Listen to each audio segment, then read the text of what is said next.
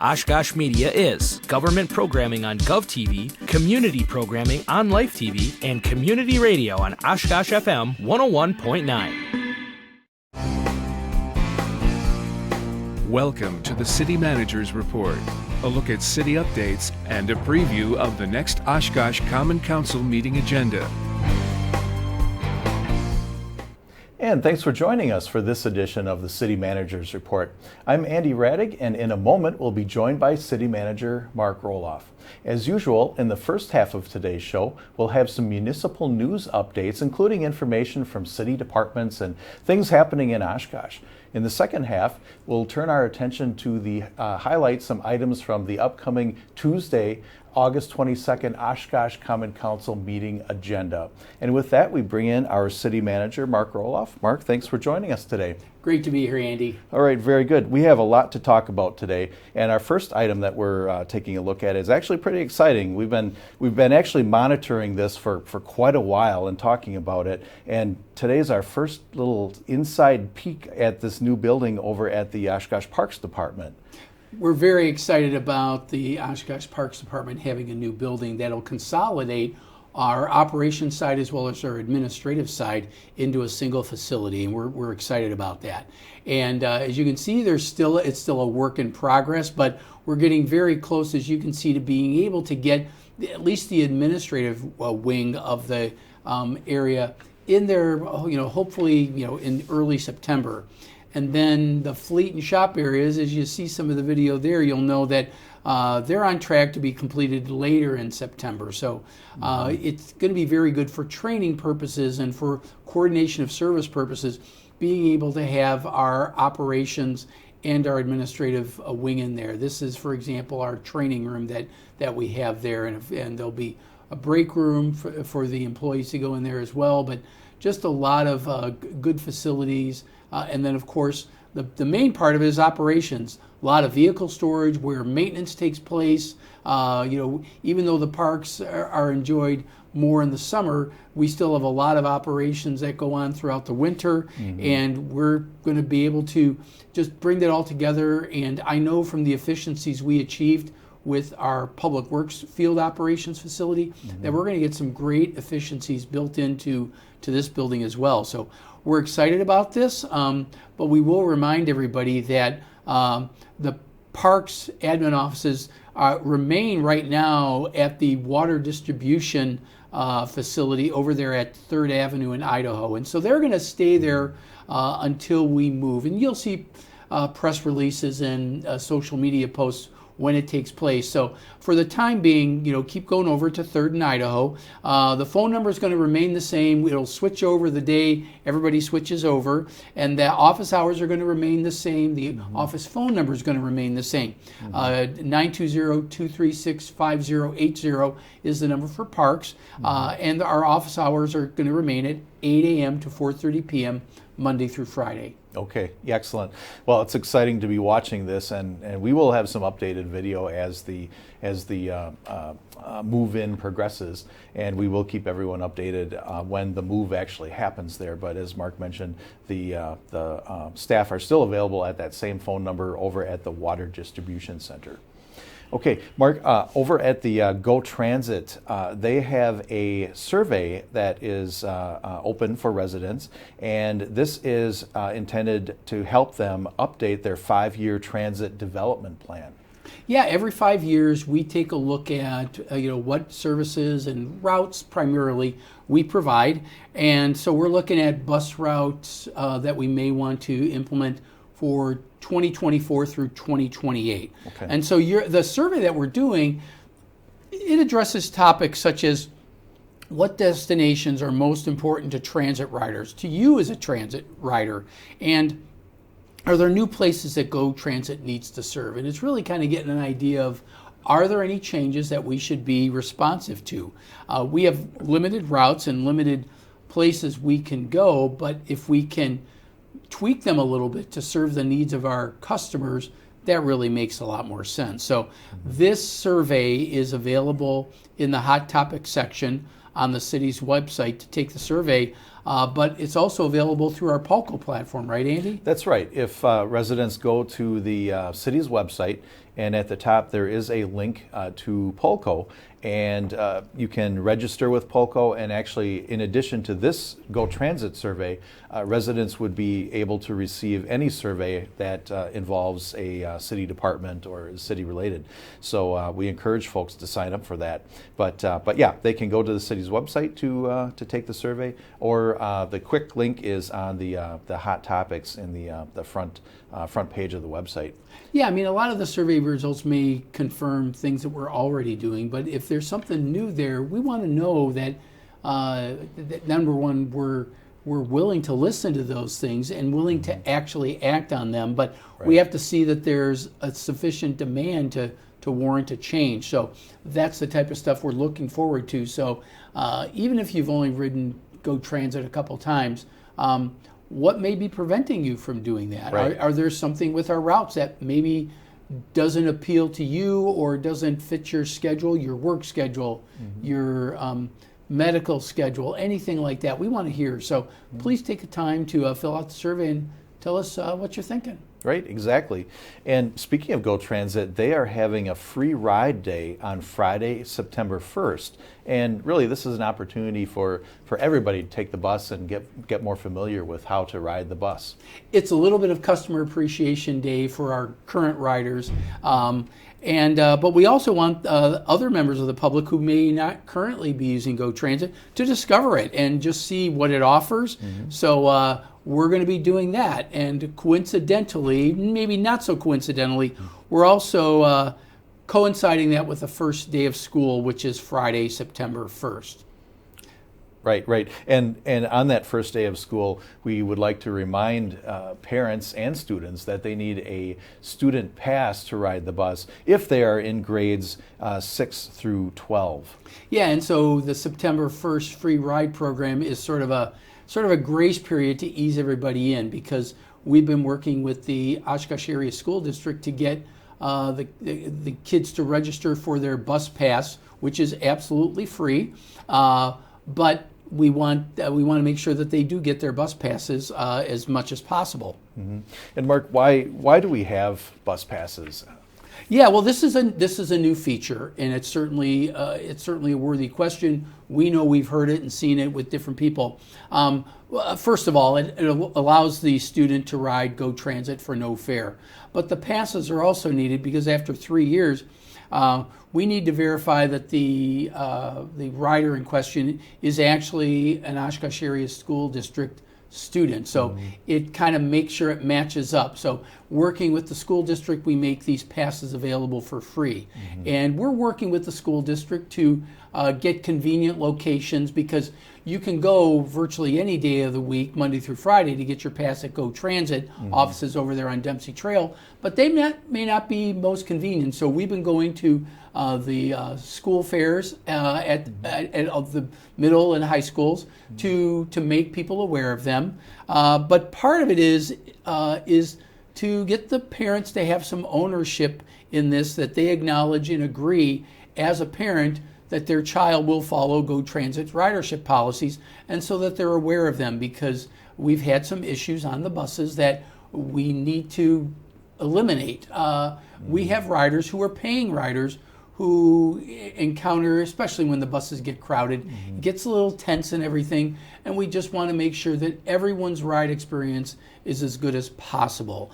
And we do have ridership policies, and we want to make sure that the passes will allow us to identify any users who are riding for free if they violate Go Transit's ridership policies, that they may be subject to have that privilege suspended, and the passes have a way for us to manage that potential issue.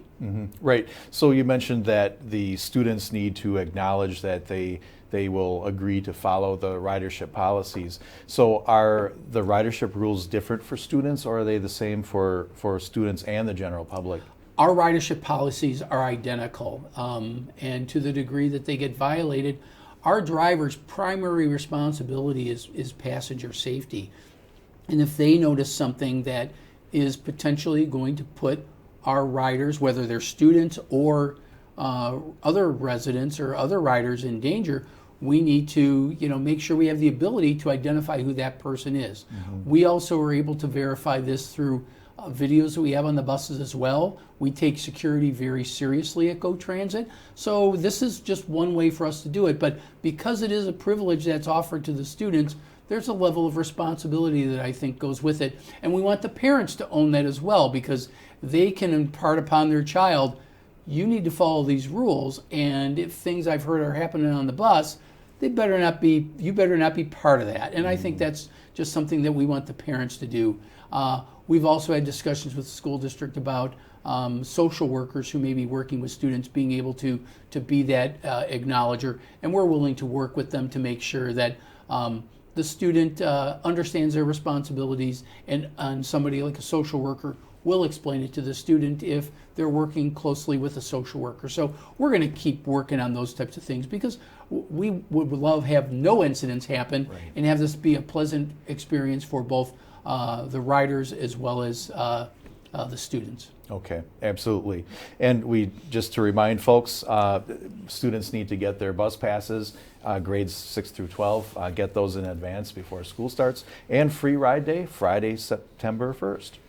Okay, also we have a few road construction updates. It's been a busy summer with road construction as usual in Oshkosh, and it's been a couple shows since we took a look at Lincoln Avenue and some other places, but I think we'll start taking a look at Lincoln Avenue. Yeah, we will, because we've been talking a lot about Wisconsin Avenue, and that's getting close. So you can see the progress here on Lincoln Avenue is starting to make some significant progress. So the north side of Lincoln is pretty much done as of the week of August 14th. So the south half of Lincoln and McKinley Street will actually be poured the week of August 21.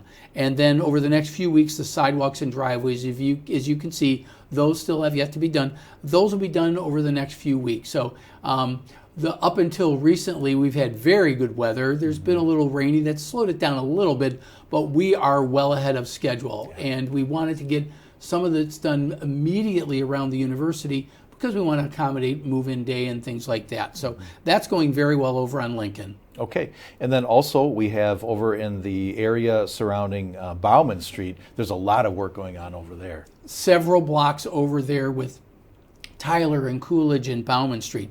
Tyler and Bauman have been paved, and the crews are now working on storm sewer on Arthur Avenue, and they plan to have that completed the week of August 21.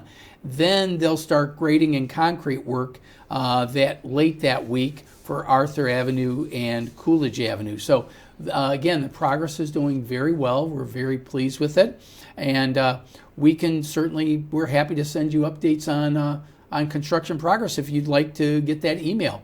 That's right. Just go to the city's website. At the front page, they'll find the hot topics section there, and there's a hot topic where you link exactly to the page that's on the screen, where you can sign up for distribution lists to follow any of the projects that are happening currently in Oshkosh.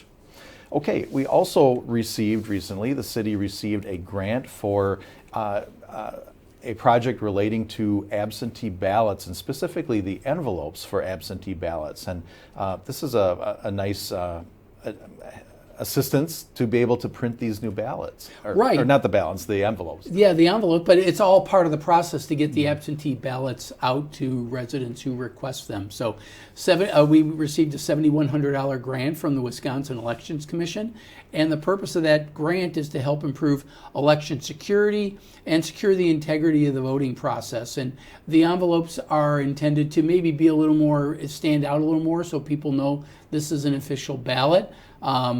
But the clerk's office will be getting newly designed absentee ballot envelopes printed up, and you're getting an example of what those envelopes are going to look like. And that new design will appear with the mailing of ballots for the next election, which will be beginning next winter, early 2024. Okay, we'll be looking for those new envelopes. They'll have a little bit of a different look to them. Okay, then also we wanted to remind folks that we're not done with summer yet. Actually, the Parks Department is still very busy with a lot of different events going on. Absolutely, and Brews on the Bay at Menominee Park is the next scheduled event is August 23rd. We're excited about that. Now, even though it says the band is Tuesday at 5, the concert is Wednesday. So I saw that immediately. It was like, we got to make sure everybody understands. So we have 3 more events, August 23rd, September 6th, and September 20th. You see the bands that are coming up on the various dates, but you've got food trucks, yard games. The train's going to be open for 75-cent rides. A lot of family-friendly activities that we encourage people to come out for. Right. And more details are available on the Oshkosh Parks Department Facebook page for all the details about all of that. Okay, and then we just would like to remind folks that we have some service hours changes for Labor Day coming up. Sadly, summer is still coming close to an end, and so Labor Day is the next holiday we talk about, but there'll be no garbage or recycling collection on Monday, September 4th. Everything's moved back one day for your collection day, and then City Hall, Library, Museum, and our yard waste drop-off site are all closed on Labor Day. So if you're doing your yard work, do it on Saturday or Sunday, and then of course no bus service on Monday, September 4th, so no GO Transit service on that day. Okay, very good. Well, it's time for us to take a short break and stay with us for some highlights from the upcoming Oshkosh Common Council meeting agenda. We'll be right back.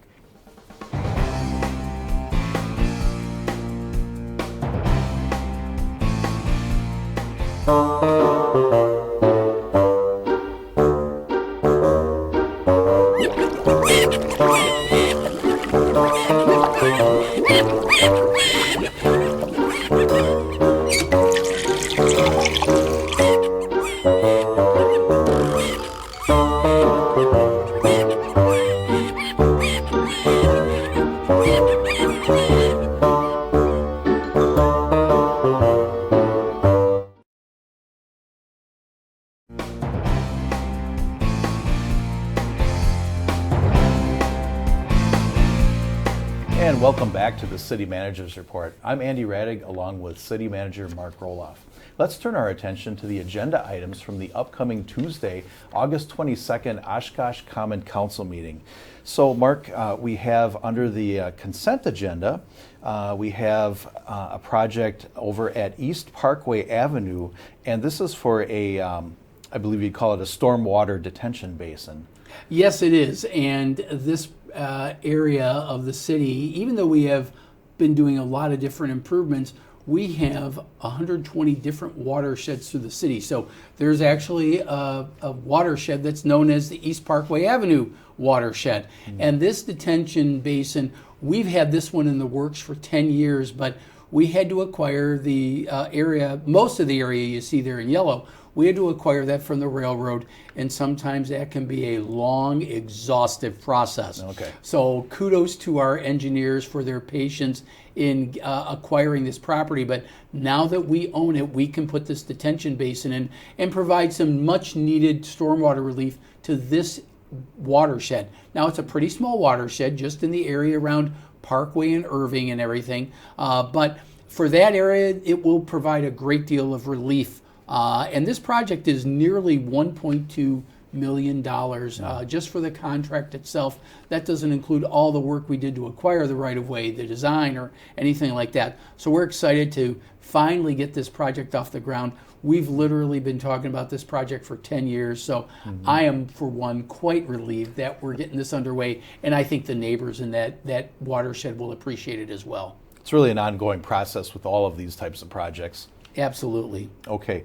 Then we're also taking a look at awarding a bid, and this is for some work over at the Oshkosh Public Museum, and this will enable the museum to expand their space and possibly allow some larger exhibits to come in? Yes, I mean, it's technically called exterior rehabilitation, Okay. But what it is on the back side of the museum, that's where we're proposing to put a door that will enable a forklift to bring a huge crate that is typically associated with our large exhibits are the traveling exhibits that we get periodically, and that allows that the door will open, a crate will be delivered directly to the second floor. Currently, we have to have a crate delivered to the front door and basically unpack it literally in the lobby, which is inconvenient for our visitors, but it's also inconvenient for staff because then they have to individually take each piece up to the second floor.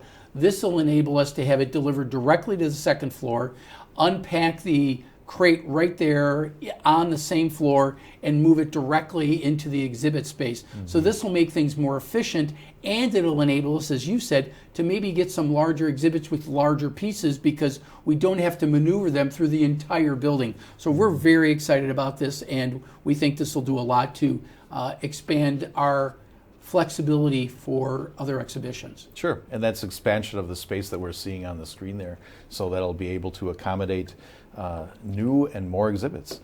Okay, then also we have some special events on the agenda, one of which is the Northeast Wisconsin Dragon Boat Festival coming up. Yes, this is something that our Diversity, Equity, and Inclusion Committee was working with the Northeast Wisconsin Chinese Association to have this Dragon Boat Festival. It's going to be September 16th. We'll probably do another plug for this, but it's we used to have some dragon boat races here a few years ago, and they kind of died off, and it was primarily because of a support group. Now the Northeast Wisconsin Chinese Association has stepped up and said, we'd be willing to work with the Diversity, Equity, and Inclusion Committee to get this done. So we're excited to be holding this event. Sure, sure. And then we also have another special event approval. It's for Special Olympics Wisconsin for Run with the Cops on September 21st. Our police department, like many police departments throughout the country, are very tied in with Special Olympics. And this is something where they participate, and it's called a Run with the Cops. So the public can participate, the different officers who can participate as well. But that one is for September 21st. So we're looking forward to that event as well, and appreciate the police department and their staff being so committed to Special Olympics Wisconsin. Been a great partnership on different events throughout the years. And Run with the Cops is the latest one, and we're certainly want to help promote it as well. Sure, and it looks like they have a lot going on with that event. Kids can run with the cops too. They have a donut eating contest. They have some vehicles on display. So there's a lot of fun to be had in addition to the running events. Cops and donuts. I never would have thought of that. Wow, Andy. yeah. Wow, where'd that come from? Yeah, somebody thought of that one, right? Okay, then also coming up under new ordinances, we have several items relating to traffic issues over by the new Val Phillips School. And I understand that some of the one-way streets will be actually already have flipped directions. Yeah, the council's already approved the redirection, but that's probably the most important thing. What's on the agenda is to make the parking regulations consistent with what the direction's going with Val Phillips School. So Kentucky will turn from a northbound to a southbound street, and Central will turn from a southbound to a northbound street. So you can see the new reversal. The idea is to make it easier for parents to drop their kids off at Val Phillips on Kentucky Street, right next to the curb, as well as parents are dropping their kids off at Merrill School. They can do it easier and get them to be able to be dropped off on that side of the street. But it's primarily about Val Phillips because that's a new side of the street that hasn't been used before for drop-off. So I know that this is going to be inconvenient because for 1 year we got 2 schools, which are formerly 4 schools, all piled into one. So I can't emphasize enough, please be aware of the new directions, even if you don't have a kid going to one of the schools, because if you're driving those streets, you're going to be impacting the traffic. Please be on the lookout for the kids. Please exercise extreme caution, particularly for this year when you're going to have schools on both sides of the streets. We certainly want to make sure the safety of the children is absolutely paramount, and so towards that end, we're going to do everything we can to get the word out. So that's why we're appealing to everybody here to please exercise safety in that area. Take it slow, take it easy, and be very watchful. All right. Then also under our new ordinances, we have we're taking a look at setting an interest rate for special assessment payments. Over the years, we are still special assessing for a lot of our public works projects, even though the council's looking at some alternatives.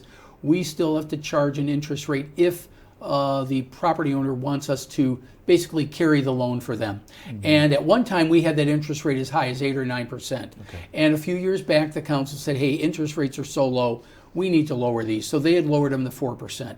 And that was reflective of us borrowing maybe about 2 to 2.5%. Well, now we're borrowing more about 4%. So we need to increase the interest rate slightly to cover our costs of borrowing. So we're proposing to take the interest rate on special assessments to go from 4% to 6%. And that would take place with the assessments that are happening this year that will get billed in the following year. So we just want to make sure everybody's aware of that. So as we move forward, we're being as open and transparent as possible about that. And residents may also secure private financing if they so choose as well. That's always an option for them, but there are some people who can't do it. We want to make this option available to them. Okay, very good.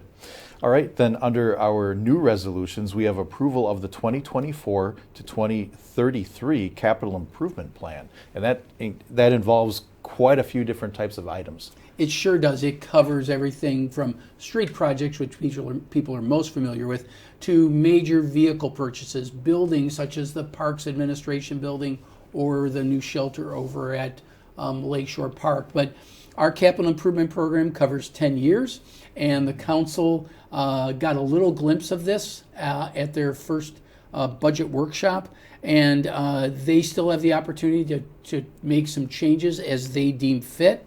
They've already given us some direction on some things that they would like to see that we've added or made the modifications accordingly. So this is the plan. The Plan Commission has reviewed it, and it's consistent with the city's comprehensive land use plan. So now the next step is for the council to approve the plan, and then in November they'll formally approve the budget itself to implement the capital improvement plan for 2024. Okay, and we'd like to remind residents that our Director of Public Works, James Robbie, has a video available where he outlines some of the projects and does an overview of the entire plan. And that is available on the city's website, as well as a project list and all the details in print format there on the website to be able to find all of those details. So we encourage folks to take a look if they would like more information on that. All right, then also concluding the meeting, we have a look ahead, and there's a future workshop coming up August 29th, which is our budget workshop number 2. Right, as I mentioned, our first workshop have to do with capital improvements. What the second budget workshop is, we kind of give the council a little preview of what we are anticipating what the 2024 operating and capital budget might look like. A lot of people have heard some great things about some shared revenue relief, which we're excited about. And I think there's also an expectation with that we will finally get some property tax relief, because we've been increasing our property taxes much greater than the rate of inflation because we weren't getting support from the state. Now that some support from the state is coming, I think there will be an expectation that our growth in property tax revenue is going to be somewhat muted. So we want to talk about the assumptions that we're putting in, make some suggestions to the council, get their, at least their preliminary buy-in and understanding to what we're doing. And then we're going to start reviewing departmental budget requests during September. So this kind of segues very appropriately from getting some council direction into reviewing the budgets, so that when we deliver the budget to council in early to mid-October, we reflect some of the values that they've given us direction on. So there really has been a lot of discussion about the budget for a while, and just to give residents an idea, where are we at in the whole budgeting process? Are we about in the middle of it, or? We're not quite in the middle. Okay. I think this we're starting to ramp up to get to the peak. The peak for staff putting it together really happens in September. So we have a total of 5 workshops, and this will be number 2. We will have another budget workshop, actually a 2-day workshop with the council. So that'll be in late October after the budget's delivered. And then we'll have one more workshop to do some cleanup items in early November before council will ultimately adopt the budget and set the tax rate in the first meeting in November. So kind of we got another 2.5 months of fast and furious activity before the budget gets adopted for 2024. Okay. Well, as usual, we'll keep everyone updated on future episodes of the City Manager's Report. Mark, thanks again for your insights today. We appreciate it. Always a pleasure, Andy. And thank you for joining us today. We appreciate that as well. Again, that Common Council meeting is at 6 p.m. this Tuesday, August 22nd at City Hall, 215 Church Avenue. And you can watch that on GovTV or listen on the radio, FM 101.9. So please join us again in 3 weeks for another City Manager's Report. Thanks for watching.